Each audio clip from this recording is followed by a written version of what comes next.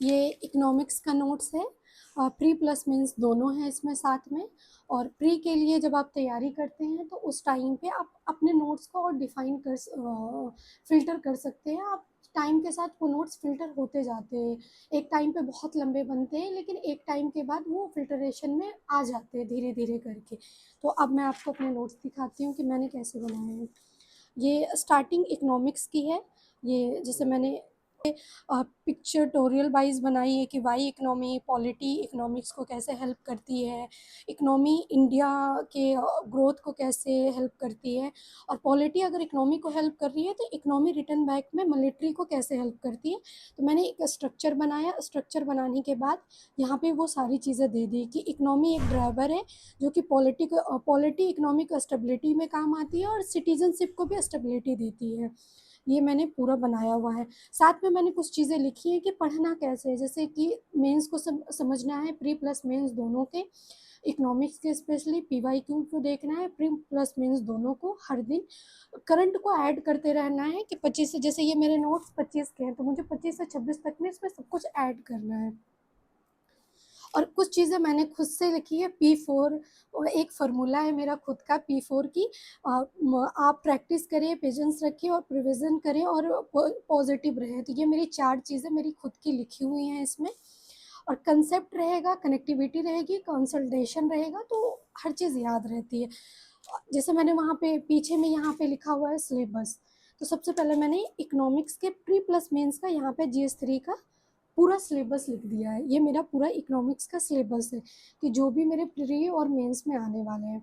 फिर यहाँ पे मैंने इंडियन इकोनॉमी की यूनिट 1 डाल के इंडियन इकोनॉमी की पूरी एक फॉर्मेटिंग कर दी है कि बेसिक कंपेरिजन क्या है, मीनिंग क्या है, व्हाट इज़ इट है, क्या डिटर्मिनेशन क्या है, फोकस क्या है। इसके कुछ इकोनॉमिक्स किए हैं और इकोनॉमिक्स किए हैं, दोनों का डिफरेंस मैंने यहाँ पे लिखा है। सेम इधर भी यही चीज़ है, माइक्रो और मैक्रो में क्या डिफरेंस है ये मैंने लिखा हुआ है। साइड साइड में मेरी जैसे आदत है कि मैं कुछ कुछ चीज़ें अपनी लैंग्वेज में डिस्क्राइब करती रहती हूँ ताकि मुझे याद करने में आसानी हो।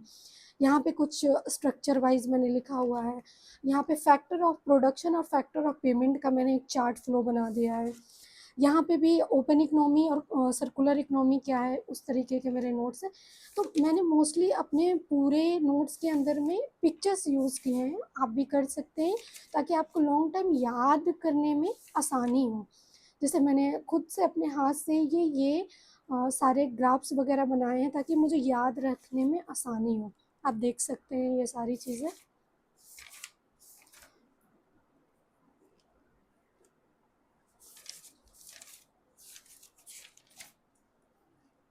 चार्ट फ्लो में मैंने ज़्यादा कोशिश करी है कि जब मैं मेंस लिखूँगी तो मुझे याद रहे कि चार्ट फ्लो में कैसे बनाना है ये सारी चीज़ें।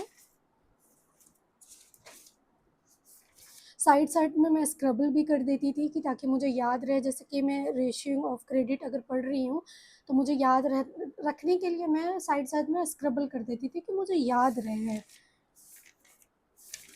और ऐसे आपको मेरे नोट्स में बहुत सारे स्क्रबलिंग मिलेंगे कि याद करने के लिए मैंने किए हुए हैं।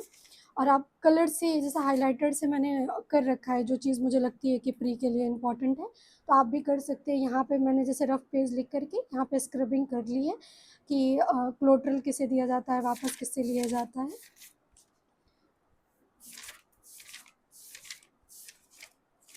ये जितने भी आपको ये ऐसे मार्क दिख रहे हैं ये प्रीलिम्स के लिए मैंने टॉपिक्स अलग किए थे कि हाँ ये 2026 के प्रीलिम्स के लिए स्पेसिफिक टॉपिक है। और ऐसे फ्लो चार्ट में जितनी भी चीज़ें मैं दिखा सकती हूँ कि एनएफसी अगर मैंने लिखा है बेसिक ऑफ रेगुलेटर कौन कौन है उसका, तो मैंने वहाँ पे लिख दिया है कि आरबीआई किस किस चीज़ को रेगुलेट करता है, फिर एनएफसी जो है एनबीएफसी किस चीज़ को रेगुलेट करता है, सेबी किस किस चीज़ को रेगुलेट करता है। तो मैंने एक फ़्लो चार्ट में इसको बना दिया है कि मुझे याद करने में आसानी हो।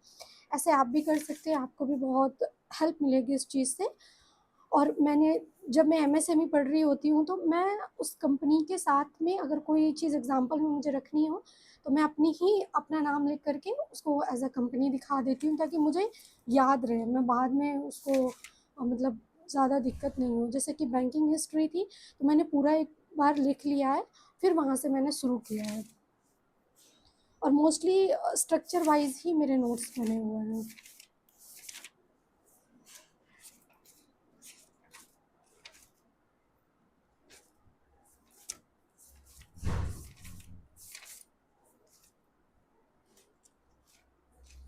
ये मेरी इकोनॉमिक्स के नोट्स थे, इसके 2 बुकलेट है, एक ये है, एक और है।